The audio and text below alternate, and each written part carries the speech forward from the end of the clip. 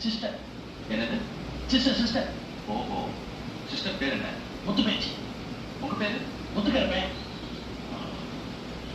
அந்த பொண்ணு யாரு? அவன் பிரதர். சார் சொன்னது கரெக்டா? யா. தங்கச்சி பேர் என்ன? தங்கம்மா. உங்க பேரு? தங்கப்பன். ஓஹோ,